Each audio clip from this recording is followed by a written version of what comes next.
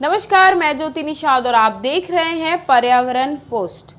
मुंबई में छठ पूजा को लेकर सभी राजनीतिक पार्टियों द्वारा इस वर्ष तैयारियां बड़े पैमाने पर की जा रही हैं।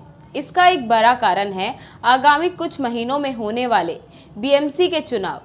अकेले मुंबई में करीब 7 से 8 लाख बिहारी वोटर रहते हैं और अगर इसमें उत्तर प्रदेश के पूर्वांचल के जिले के लोगों की संख्या जोड़ दी जाए तो ये आंकड़ा 20 से 25 लाख के पार चला जाता है।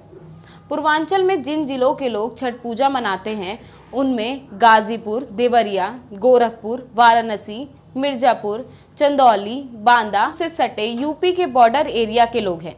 इसके अलावा बड़ी संख्या में हिंदी भाषा समाज भी जुहू चौपाटी, मड आइलैंड, गोरई, पवई और छठ पूजा आयोजन स्थल पर जाकर सांस्कृतिक कार्यक्रम देखते हैं। अकेले मुंबई की 227 सीटों में से 50 से ज़्यादा सीटें ऐसी हैं जहां हिंदी भाषाओं का वर्चस्व है। अगर ऐसे वसई, विरार, नालासोपारा, ठाणे, नवी मुंबई, उल्लासनगर जोड़ दिया जाए तो इसकी संख्या 100 सीटों के पार चली जाती है। इन सभी महानगर पालिकाओं में कॉरपोरेशन के चुनाव होने हैं।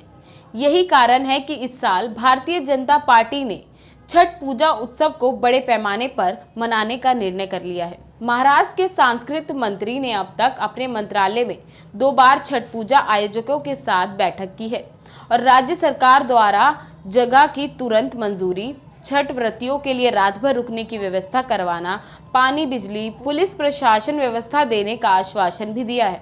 हर साल जुहू चौपाटी पर उत्तर भारतीय और बिहार के लोक कलाकारों का छठ की शाम से अगले दिन सुबह अर्घ देने तक कई सांस्कृतिक और रंगारंग कार्यक्रम होते हैं।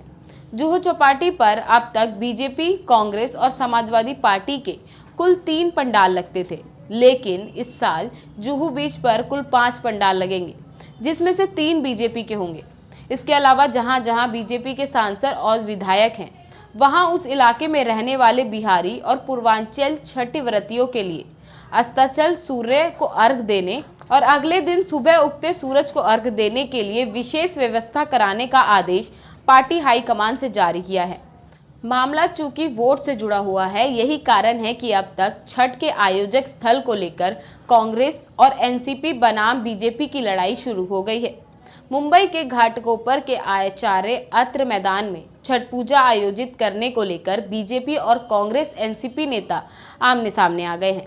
दोनों पक्ष दावा कर रहे हैं कि वे इस मैदान में बरसों से छठ पूजा करते आ रहे हैं और इस साल भी उनका ही हक बनता है।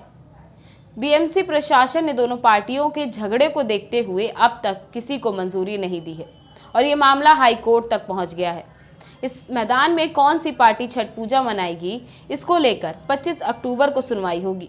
बीजेपी नेता और प्रवक्ता भालचंद्र सिरसाट ने आरोप लगाए हैं कि एनसीपी की मुंबई की नेता राखी जाधव धार्मिक मुद्दे पर राजनीति कर रही हैं, जबकि राखी जाधव का आरोप है कि बीजेपी सत्ता का दुरुपयोग कर रही है। ऐसे ही खबरों को जानने के लिए देखते रहें पर्यावरण पोस्ट।